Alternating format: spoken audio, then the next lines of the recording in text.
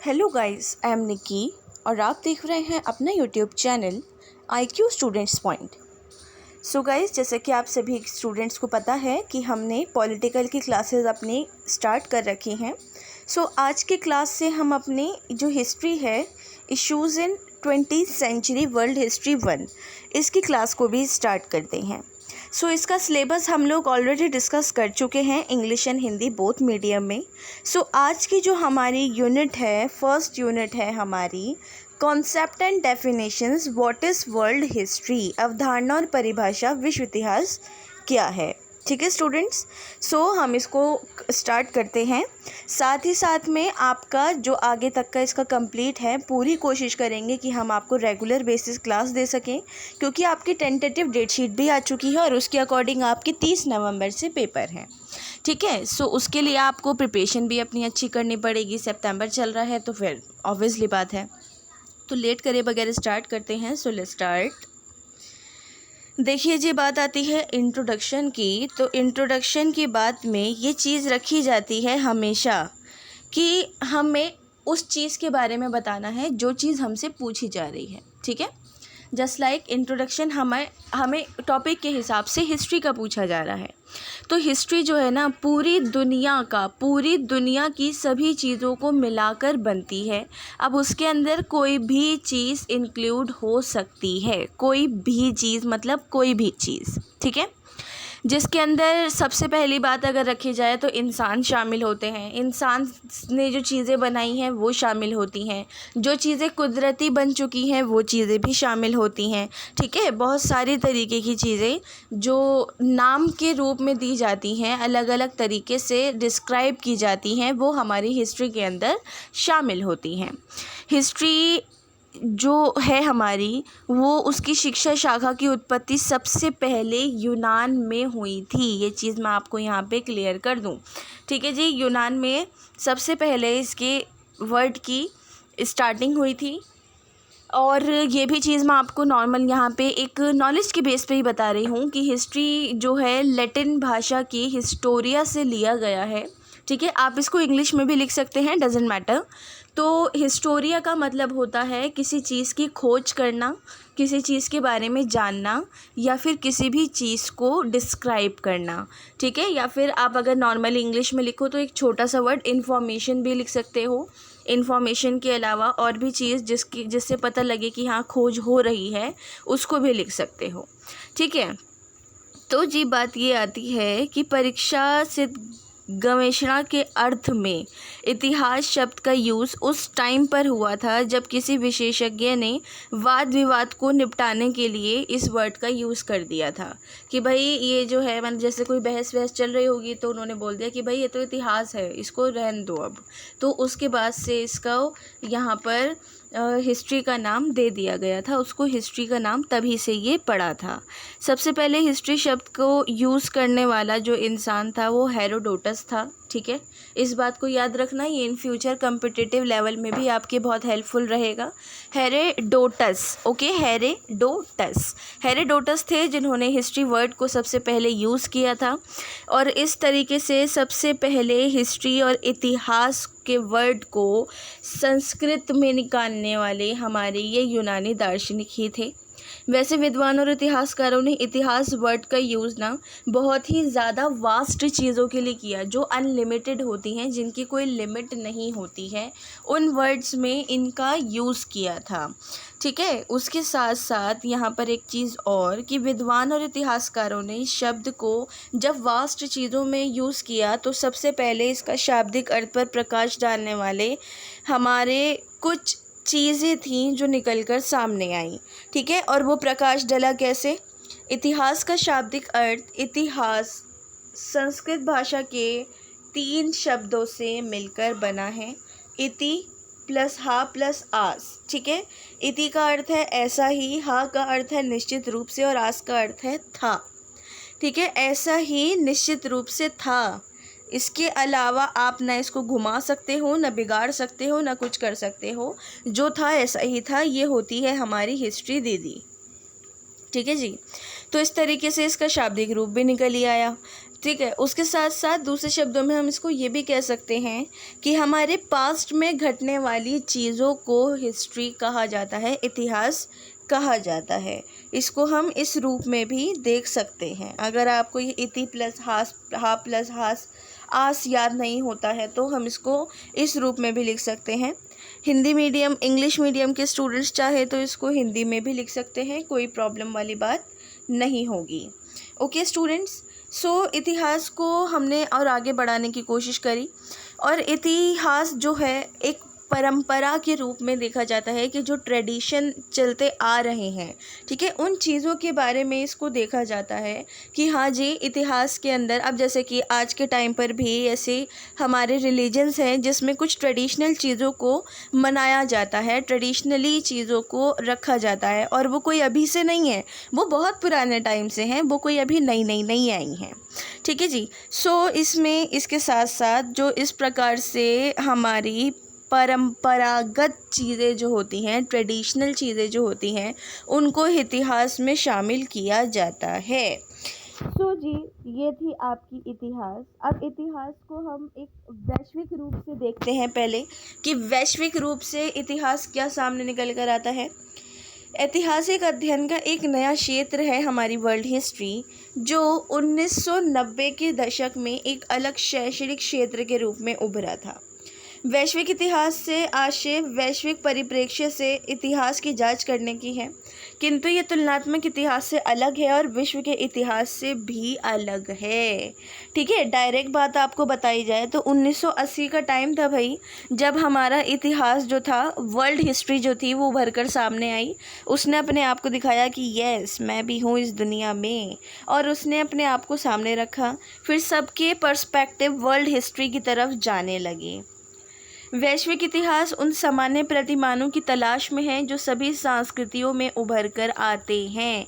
विश्व इतिहासकार दो प्रमुख केंद्र बिंदु के साथ एक विषयगत दृष्टिकोण का उपयोग करते हैं, एकीकरण और अंतर। ठीक है, ये दोनों का यूज़ किया जाता है, एकीकरण का और अंतर का।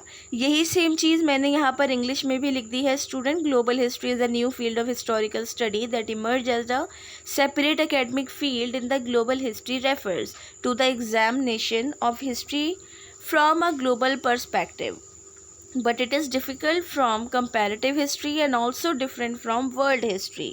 Global history seek common pattern that emerge in all cultures. World historian use a thematic approach with two major focal points, integration and difference. Okay students, so यहाँ पर मैंने आप लोगों को इंग्लिश और हिंदी दोनों में डिस्क्राइब कर दिया है। सो ये हमारी वर्ल्ड हिस्ट्री और हिस्ट्री का मिलाकर कुछ छोटा सा इंट्रोडक्शन था। आप इसको अगर आपके पास बुक में या फिर आपको गूगल पे या आपको किसी हैंडमेड नोट में, अपने सीनियर्स के नोट में डेफिनेशंस मिलती हैं तो आप डेफिनेशंस ज़रूर उतारिएगा, डेफिनेशंस को स्किप मत कीजिएगा। अगर नहीं मिलती हैं तो कोई प्रॉब्लम वाली बात नहीं है। ठीक है जी। अब आते हैं हमारा बहुत इम्पॉर्टेंट हिस्सा, विश्व इतिहास का कालक्रम। विश्व इतिहास का कालक्रम हम यहाँ पर जानेंगे, स्टोन एज से लेकर पूरा हम जानेंगे कि वर्ल्ड हिस्ट्री में क्या क्या चीज़ें सामने आई हैं। तो पाषाण युग आया, स्टोन एज में 3 तरीके के युग सामने आए थे, पैलेओलिथिक, मेसोलिथिक और नीलियोलिथिक। ठीक है, ये सारे वो हैं कि जिसमें पहले में ही पता लगा कि भाई भाला यूज़ कर सकते हैं, फिर आग का इस्तेमाल होने लगा, फिर वो ये उस टाइप वाले हैं जो आपने पढ़ रखे हैं इन पास्ट में। कभी आपने अपनी क्लास में 6 में, 7th में, 9th में, 10th में इसको पढ़ा होगा। ठीक है, तो सबसे पहली जो हमारी वर्ल्ड हिस्ट्री का कालक्रम है, स्टोन एज है, पाषाण युग है। उसके बाद हमारा प्रोटो हिस्ट्री है, फिर कैलकोलिथिक एज है। ठीक है, प्रोटो हिस्ट्री के अंदर ही कैलकोलिथिक एज यहाँ पर रखी गई है। ये चीज़ मैं आपको बता दूँ कि प्रोटो हिस्ट्री हमारी एक तरीके से वो वाली हिस्ट्री थी जिसके अंदर मतलब चीज़ों को ना ही रिटन तौर पे रखा गया है और ना ही वैसे प्रूफ के तौर पे रखा गया है। तो प्रोटो हिस्ट्री हमारी वो थी जिसमें हमारा ताम पाषाण युग आया, उसके बाद ब्रोंज एज आया, फिर हमारा आयरन एज आया। ठीक है, फिर हमारी इंडस सरस्वती सिविलाइजेशन, सिंधु घाटी सभ्यता आई, जिसके अंदर हिप्पोपोटामस कह रही हूँ, I am so sorry, Harappa और मोहनजोदड़ो वाली जो चीज़ एक तरीके से। लेकिन सिंधु घाटी सभ्यता अलग है।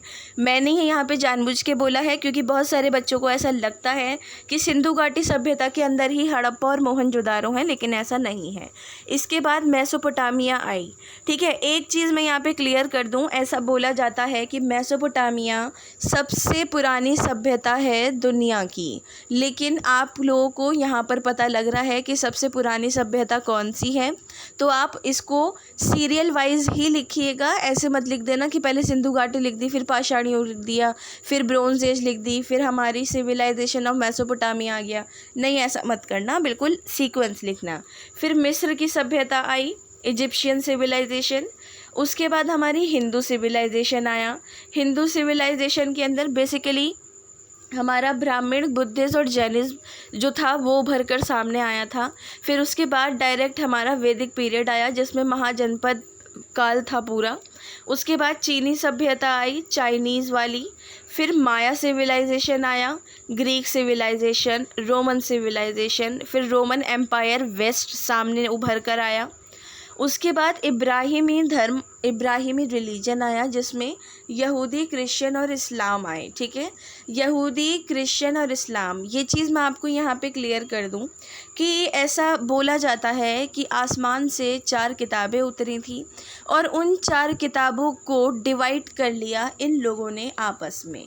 ठीक है, कि इस्लाम अलग हो गया उस किताब में से एक में, दूसरा ईसाई धर्म अलग हो गया उस किताब में से एक में, यहूदी धर्म अलग हो गया उस किताब में से एक में। ठीक है, अब आप बोलोगे मैम किताबें तो 4 उतरी थी, ये हैं 3। लेकिन अगर आपको पता हो तो कि मुस्लिम्स में 2 तरीके के लोग होते हैं, शिया और सुन्नी। तो वो जो चौथी किताब है वो एक सुन्नी की और एक शिया की है, ये 2 हो गई। ठीक है, जो वो इस्लाम इन्होंने यहाँ पर कवर कर दिया है कहकर, ये इस्लाम के अंदर ही हमारा सुन्नी और शिया दोनों शामिल हैं। ठीक है, उसके बाद तीसरी किताब इनकी, चौथी किताब इनकी।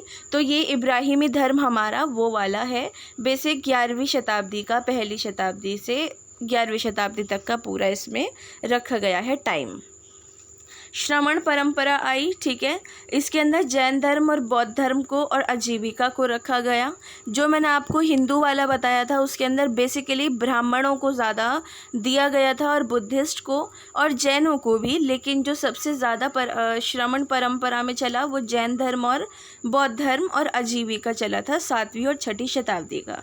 कन्फ्यूशियस धर्म आया, मंगोल आए, मैगन कार्टा आए, फिर ब्लैक डेथ का टाइम आया, फिर उसके बाद ऑटोमन एम्पायर आया, रेनेसेंस आया। ठीक है, रेनेसेंस तो सभी बच्चों ने पढ़ रखा है, चाहे आप किसी भी स्ट्रीम से हो, क्योंकि ये आपकी 11th-12th से पहले का है।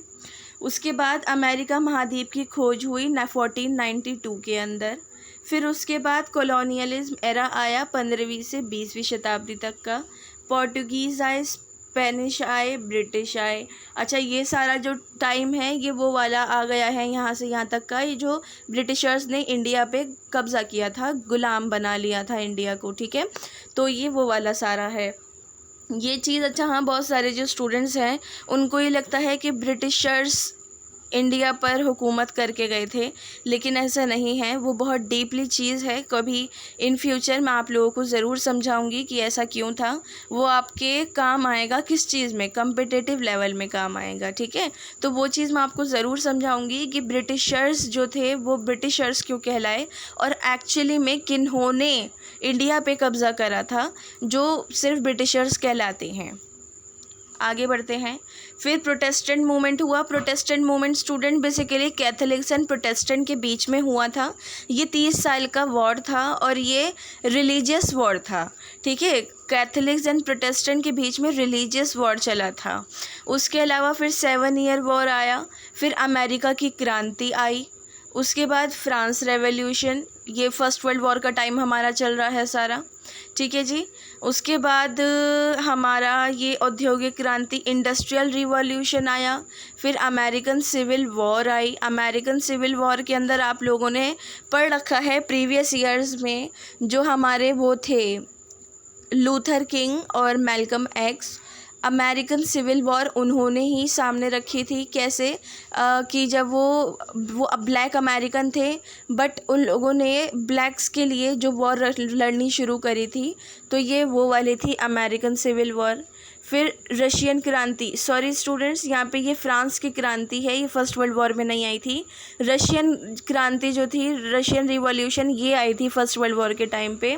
फिर फर्स्ट वर्ल्ड वॉर हुआ, फिर सेकेंड वर्ल्ड वॉर हुआ, फिर कोल्ड वॉर हुआ, फिर भारत आज़ाद हुआ, फिर चंद्रमा पर मानव गया, फिर सोवियत संघ का विघटन हो गया, ठीक है। फिर उसके बाद रंग भेद की समाप्ति हुई। ये वही वाला टाइम है जो हमारे मैल्कम एक्स और लूथर किंग ने शुरू करा था।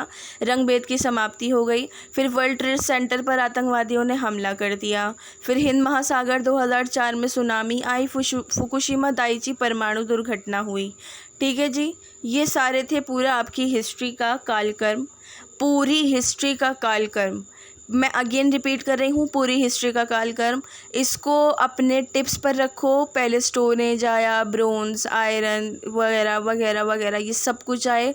आखिर में जाकर ये हुआ, ये 2011 की बात है लास्ट टाइम, ठीक है। 2011 तक का आपको इसके अंदर यहाँ मैंने सब बता दिया है, तो बिल्कुल भी कंफ्यूज मत हो, इसको टिप्स पर याद कर लो।